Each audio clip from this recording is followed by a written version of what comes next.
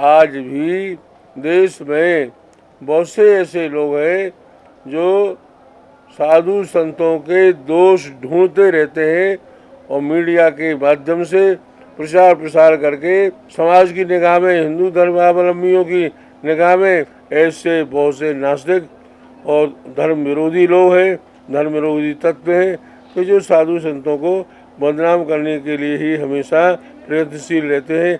इसलिए समाज को चाहिए, हिंदू धर्मावलंबियों को चाहिए, ऐसे लोगों को जो साधु समाज को बदनाम करने की कमर कसे हैं उनसे सावधान रहें।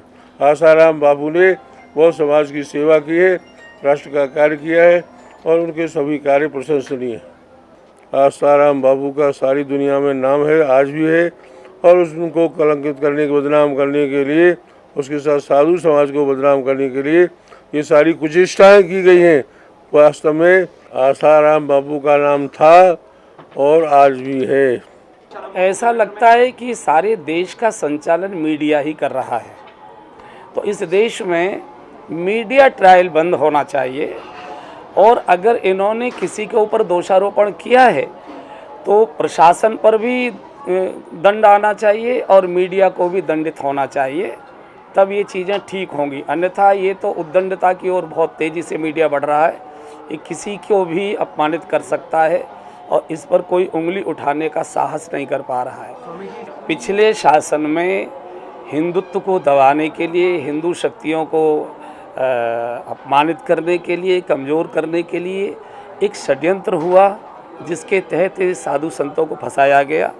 एक सौभाग्य से एक अच्छी हिंदू संस्कृति को पोषण देने वाली सरकार केंद्र में आई है, तो इनका दायित्व बनता है कि उस समय जो कुछ हुआ उसका शोधन करें, उसका परिष्कार करें और उस समय के लोगों को जो प्रताड़ित किया गया था उनको मुक्त करें और समाज में एक अच्छा सकारात्मक संदेश सरकार के द्वारा जाना चाहिए।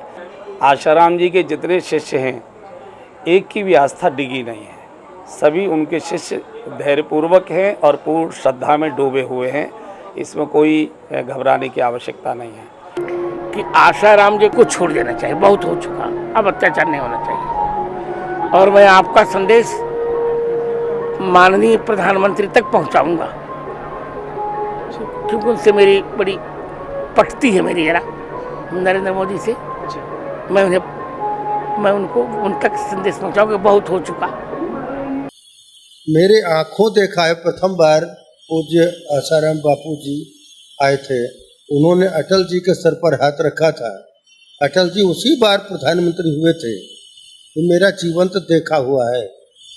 ऐसे चमत्कारी पुरुष, देव पुरुष, उनके बारे में कल और आज की कोई अलग व्याख्या है ऐसा नहीं है। वो सिद्ध संत थे, सिद्ध संत हैं। उनके बारे में कोई पूर्व और वर्तमान में कोई अलग राय मेरी या समाज की या राष्ट्र की या मानवता की नहीं थी। एक स्पष्ट राय है, ये संत हैं, अवतार पुरुष हैं और इन्होंने समाज को, राष्ट्र को बहुत बड़ी दिशा दी है, बहुत बड़ी दशा दी है। मानवता की सेवा में सतत लगे हुए हैं। मेरा मानना है उनको कारागार में रखना अनुचित है।